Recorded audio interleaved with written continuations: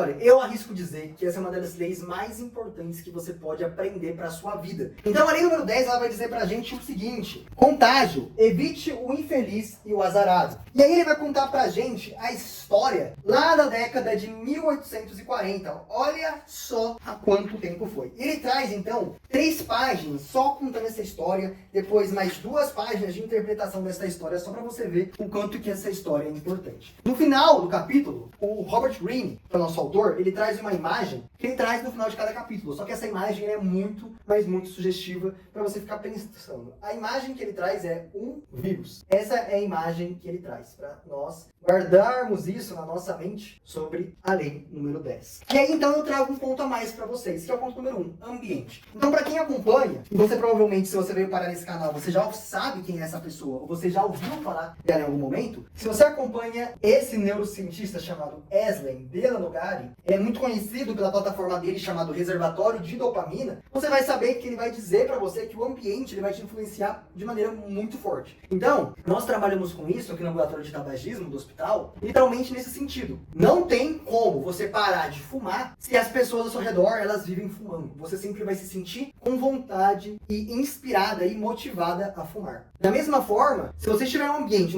onde várias pessoas se exercitam todos os dias, você vai se sentir motivado a se exercitar todos os dias. Então, a grande ideia é que os seres humanos eles são extremamente suscetíveis. E aí, então, eu preciso te contar a história que Robert Greene traz pra gente, que é lá do século XIX, da década de 40, que ele vai falar o seguinte: nascida em 1818 na Irlanda, Marie Gilbert foi para Paris na década de 1840 fazer fortuna como dançarina e atriz. Adotou o nome de Lola Montez. E aí, lá em 1845, a carreira dela ia mal e ela teve que se tornar prostituta de luxo. Só que rapidamente ela se tornou uma das prostitutas mais bem-sucedidas de Paris. Lembra que agora ela estava em Paris. E aí ela encontrou um homem chamado Alexandre Dujarrier. Ele era dono do jornal de maior circulação na França e também o crítico de teatro do jornal. Aí a Lola teve uma ideia, ela resolveu cortejar o Dujarrier e conquistar ele. Ela sondou os hábitos e acidentalmente ela esbarrou com ele. Passaram-se algumas semanas e a Lola se mudou para o apartamento do Dujarrier. Só que embora Dujarrier estivesse apaixonadíssimo por Lola, a vida dele entrou em declínio. Só pra você ter uma noção assim, vamos resumir bem a história. O Jarrier ele foi para uma festa, mas aí ele foi para uma festa de pessoas muito prestigiosas. E a Lola quis ir com ele. E ele não deixou ela ir, afinal, ela era uma prostituta lá em Paris. E as pessoas conheciam ela porque ela foi famosa de certa forma. Só que ele teve uma primeira briga da vida dele nessa festa. Nessa festa, o Jarrier estava bêbado. E provavelmente essa briga aconteceu por conta da Lola. Alguém falou mal da Lola. E quem falou mal dela, no caso, foi Beauvalon. Esse cara aqui, ó. Beauvalon. E aí então, esse Beauvalon desafiou do Jarrier para um duelo. E do Jarrier foi lá, pediu desculpa pra ele, falou que não precisava de tudo isso daí. Só que do Jarrier não conseguiu. Esse duelo aconteceu. E ele foi morto no duelo. E assim então terminou a vida de um dos jovens mais promissores da sociedade parisiense. Arrasada, Lola deixou Paris. E aí então ela encontrou um outro cara, um outro bobão, chamado Ludovico. Embora conhecido como o homem sovina, que não gastava dinheiro com nada, Ludovico passou a encher Lola de presentes e a escrever poemas para ela. E agora, a Lola era a amante favorita do Ludovico. E agora essa cidade já não era mais em Paris, era em Munique. E aí, como amante de Ludovico, ela acabou perdendo o senso e começou a ter diversas atitudes contestáveis. E aí, então, em determinado momento, ela recebeu o título de condessa. Teve um palácio novo construído para ela e começou a se meter na política, ajudando Ludovico lá em Munique. Lembrando apenas que Ludovico não era ninguém mais, ninguém menos que o rei. E aí, as pessoas que criticavam a Lola, elas eram sumariamente despedidas por Ludovico. E o que aconteceu foi que antes de uma terra pacífica, encontrou-se virtualmente à beira de uma guerra civil. E os estudantes cantavam por toda parte essa frase, Ho mi Lola. Eu acho que é assim que fala. E aí então, em 1848, não muito tempo depois,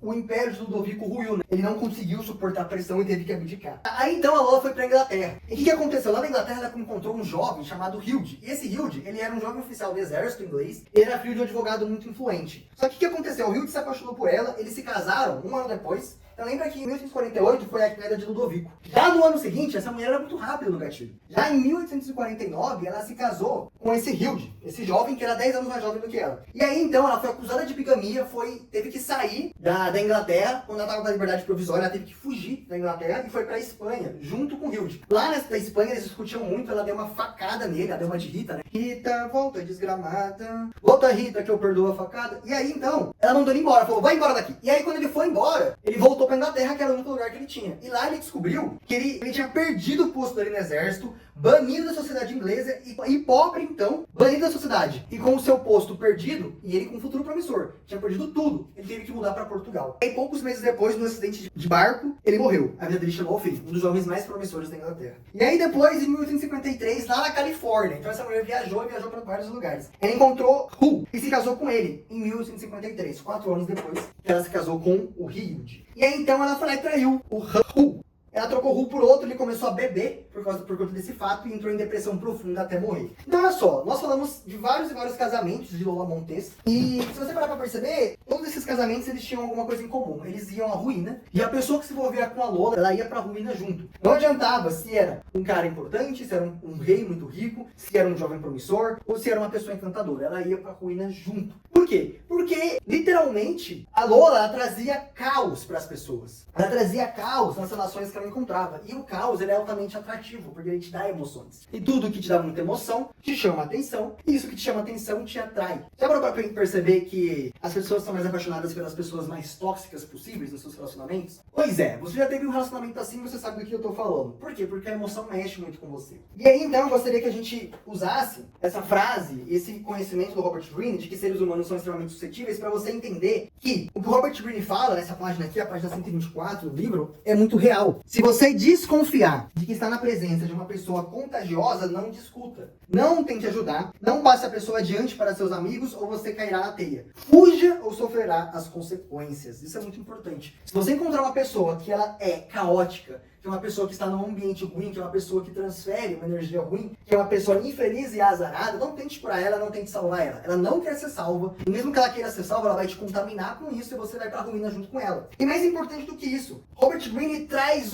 uma frase muito boa, eu gostaria de abrir aspas para ela. Abre aspas, seria ótimo se pudéssemos chamá-los de volta à vida. Mudar seus padrões, mas quase sempre são esses padrões que são assimilados por nós e nos mudam. A razão é simples, os seres humanos são extremamente suscetíveis a humores, emoções e até maneiras de pensar daqueles com quem convivem, fecha aspas. Então, eu quero que você aprenda isso. As pessoas que andam ao seu redor, elas vão te contaminar com os humores dela. Elas vão te contaminar com as emoções dela. Elas vão te contaminar com a forma de pensar dela, com a forma de agir dela. Então, se você quer ter um futuro X, e as pessoas com que você anda têm outro tipo de futuro, tem outro tipo de visão de mundo, você tem que deixar de andar com essas pessoas para andar com essas outras pessoas. Eu sei que é foda eu olhar no seu olho e falar assim, larga a mão dos seus amigos, larga a mão dessas amizades que você tem e vai atrás de novas amizades que te façam crescer. Eu sei que é duro você escutar isso, eu sei que é duro, mas isso necessita ser feito. Você lembra da série Suits, onde Mike Ross, ele tinha uma amizade com o Trevor e a avó do Mike Ross falava pra ele tirar essa amizade com o Trevor, porque esse cara era uma âncora. E aí então o Mike Ross ele faz amizade com um dos advogados mais bem sucedidos de Nova York,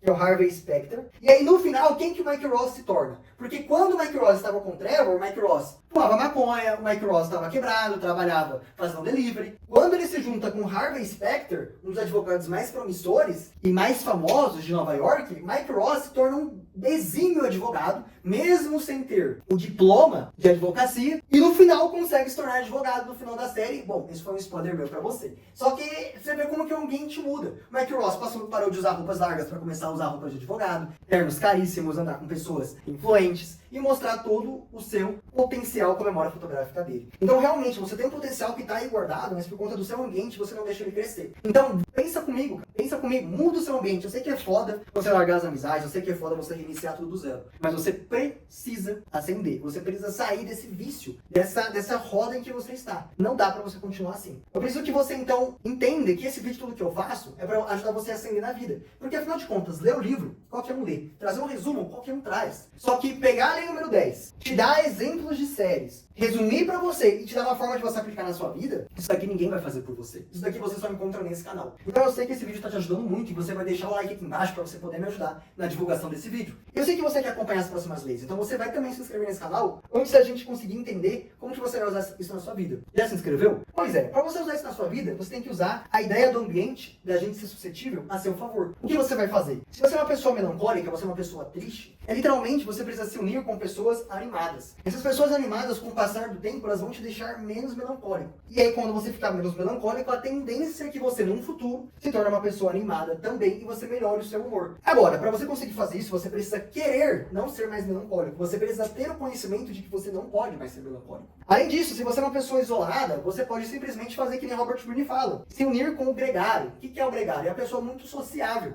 Quando você se une com uma pessoa muito sociável, a chance é de que você se torne amigo dessas pessoas, que ele é amigo, você também começa a se tornar uma pessoa mais sociável. Então você começa a modificar o seu status prévio para você começar a ter um status novo. E é isso que o ambiente faz. Lembra do que a gente falou lá no dia 31 de dezembro, no vídeo que vai estar aqui no finalzinho do vídeo pra você clicar e assistir como você vai organizar o seu ano de 2026 inteiro? Lembra disso aí que a gente conversou? Pois é, você precisa mudar o seu ambiente. A gente falou sobre isso. Você precisa olhar seus objetivos, olhar seus valores, olhar seu ambiente e ver se eles estão todos em consonância. Você precisa fazer algo que vá mudar o seu ano de 2026 para que no final você obtenha a sua meta de 2026 e consiga crescer um pouquinho para a sua meta final de longo prazo. A gente conversou muito sobre isso naquele vídeo, foi um vídeo muito extenso. E nesse vídeo nós estamos falando sobre isso de novo de uma maneira um pouco mais aprofundada. Então eu espero que você consiga utilizar isso na sua vida. Se você quer ser uma pessoa mais rica, você tem que começar a andar com pessoas mais ricas. Se você quer ser uma pessoa com mais visão, mais otimista, você precisa andar com pessoas que têm mais visão e pessoas que são mais otimistas. Tudo isso aqui se aplica na sua vida e esse daqui inteirinho é o meu papo de mão para você hoje. E eu, Camilo, te aguardo daqui a 2 dias no nosso próximo vídeo para nós discutirmos sobre a lei número 11 das 48 leis do poder. E a lei fala: aprenda a manter as pessoas dependentes de você. Realmente vai ser uma lei interessante. A gente se vê lá em 2 dias.